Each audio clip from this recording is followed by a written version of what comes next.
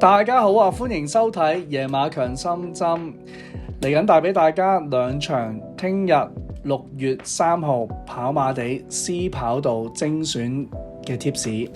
咁俾貼士之前呢，就睇一睇我哋上次貼士嘅結果先啦，交俾你啊，強哥。Hello， 大家好。咁我哋睇翻上次我哋貼嘅賽事先啦。首先係第3場，我哋貼1號、7號、4號、13號、11號。咁結果跑出嚟係1號、12號、10號、2號。咁我哋得隻 win 嘅。另一場賽事就係第8場，我哋貼4號、1號、6號、14號、2號。咁結果跑出嚟係9號、6號、14號、8號。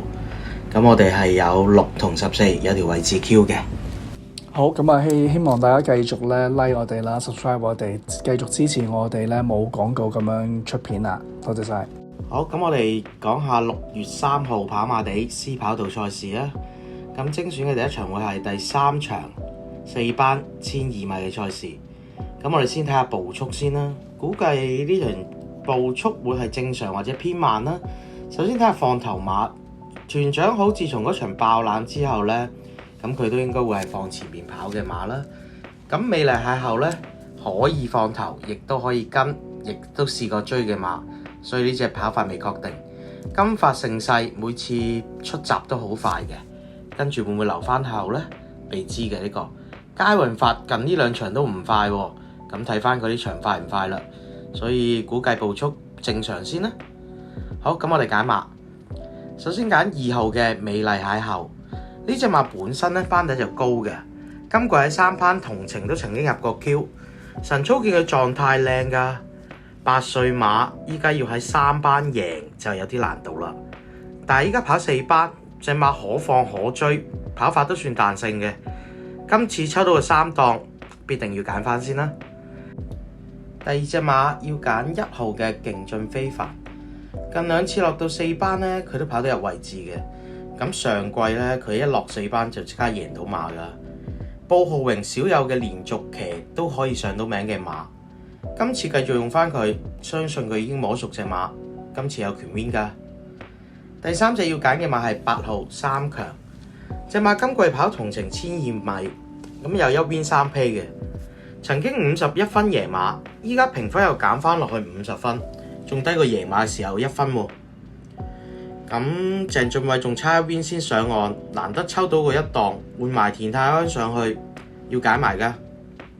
第4隻要揀嘅馬係4號驕陽雄心，上次贏馬呢加咗7分，今次孭咗7磅啦。隻馬本身得1024磅，細馬仔嚟嘅咋，但係佢要孭130磅，第一次孭咁重嘅磅上陣。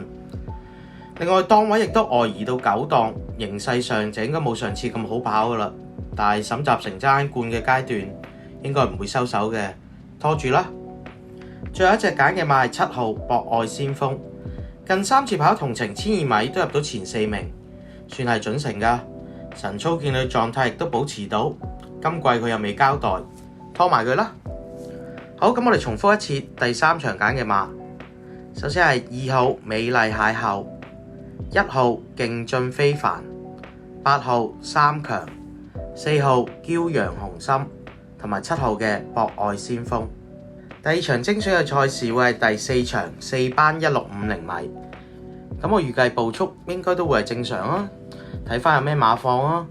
首先會放嘅馬應該係時間寶啦，排1檔喺內欄，正常出閘嘅話應該會係帶頭嘅馬。另外有前速嘅馬，皇帝英豪跑開1200米，咁依家上嚟1650跑，咁照計佢應該可以守到個 box 位左右啦。咁滿樂城試過放試過追，咁呢隻係少少前速。另外勇者無敵會有少少前速啦，冇啦，其他馬都會比較慢腳嘅，咁所以會有機會正常或者偏慢少少。好，我哋揀馬。首先揀10號嘅時間寶，隻馬神操見佢佛佛聲㗎，狀態勇銳，落腳有力，火氣亦都十足。近4場全部入到前3名，今場快馬唔算好多啊。金城江今次停賽換咗潘頓上去添，排埋個1檔，形勢一定好跑啦。但係佢應該會係大熱門，但係冇得唔揀啦。第2隻要揀嘅馬係6號滿樂城。隻馬呢個磅呢比上次跌咗11磅，但係我睇晨操嘅時候又唔覺得佢有問題，操練亦都正常嘅喎。咁隻馬可跟可鬥，跑法彈性，呢場快馬唔多，估計佢會推返前少少，跟前少少形勢會好跑啲，要揀埋佢啦。第三隻要揀嘅係9號掌聲，隻馬算係4班嘅實力中堅分子啦。咁上季49分贏馬，依家已經減到44分。上場已經見佢上翻名，咁依家評分有利，隻馬今季都未交代，到季尾佢一定搏俾你睇啦，要拖實啦。第四隻要揀嘅馬係11號皇帝英豪，隻馬轉咗倉2仗未交代，咁今次增程上嚟跑1650啦，換翻個外籍大師傅上去，咁正常可以守到個波士位跑。形勢好跑，同埋呢隻馬跑馬地呢，好明顯比沙田會好啲嘅。成為半冷門嘅話，可以一試嘅。最後要揀嘅馬係99維尊，轉倉過嚟賀賢道，跑咗一仗1400米沙田。咁上次係咁以撩幾下，咁就追翻上嚟個第5啦。今次轉翻過嚟跑馬地跑，隻馬本身班底好高噶，跑4班唔可以忽視，要埋噶。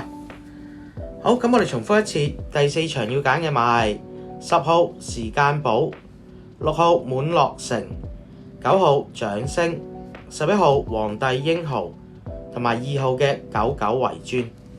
好，咁今日嘅分享係咁多，記得 like、share、subscribe 我哋，多謝晒，祝大家好運，拜拜。